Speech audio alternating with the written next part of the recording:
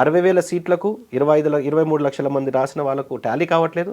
At the same time qualify అయిన వాళ్ళు కూడా 12 లక్షల మంది ఉన్నారు. సో ఈ 12 లక్షల మంది ఎవరైతే క్వాలిఫై అయ్యారో వాళ్ళ ప్రైమరీ గోల్ వచ్చేసి ఖచ్చితంగా ఎంబీబీఎస్ఏ. ఈ 60,000 సీట్లకు ఎట్టి పరిస్థితుల్లో సర్దుబాటు కాదు. మిగిలిన 60,000 ఏదైతే ప్రైవేట్ కాలేజెస్లో బి కేటగిరీ, సి కేటగిరీ ఉంటుందో, బి కేటగిరీ వచ్చేసి ఆన్ యావరేజ్ 60 నుంచి 70 లక్షలు అవుతుంది. అది కూడా కాంపిటీషన్లో ఉంటుంది. తర్వాత 15% ఎన్ఆర్ఐ కోటా ఉంటుంది. అది 1 to 1.5 crore 2 crores వరకు కూడా ఉన్నది.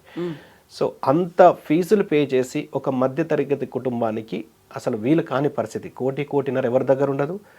ఈ 60,000 మంది లోపల మనం ఉండాలని రూల్ లేదు. 12 లక్షల మంది 60,000 మంది ఉండాల్సిన అవసరం లేదు, ఉండరు కూడా. సో ఈ ప్రయారిటీ లోపల ఈ 60 తర్వాత మిగిలిన 11.5 లక్షల మంది మొత్తం వెయిటింగ్, లేకపోతే కోటిన్నర పెట్టి చదవడం, వేరే ఆప్షన్ లేదు. సో ఒక స్టూడెంట్, ఒక పేరెంట్ ఎంబీబీఎస్ మాత్రమే ఒక స్టూడెంట్ చదువుదాం అనుకున్నారు. అతని దగ్గర టోటల్ బడ్జెట్ 15 లక్షలు, 20 లక్షలు, 25 లక్షలు, ఎక్కువ లెక్కలు 30 లక్షలు total package only college fees pay చేసే కెపాసిటీ ఉన్నది. ఇక్కడిక్కడన్నా ఎంబీబీఎస్ ఎవరైనా అడ్మిషన్ ఇస్తారా? ఎట్టి పరిస్థితులు దొరకదు. సో అటువంటి వాళ్ళ కోసమే ఎంబీబీఎస్ అబ్రాడ్ అనేది చాలా ఒక 50-60 ఇయర్స్ బ్యాక్ నుంచి కూడా మన స్టూడెంట్స్ ఎంబీబీఎస్ అబ్రాడ్ విషయంలో చూస్ చేసుకుంటున్నారు.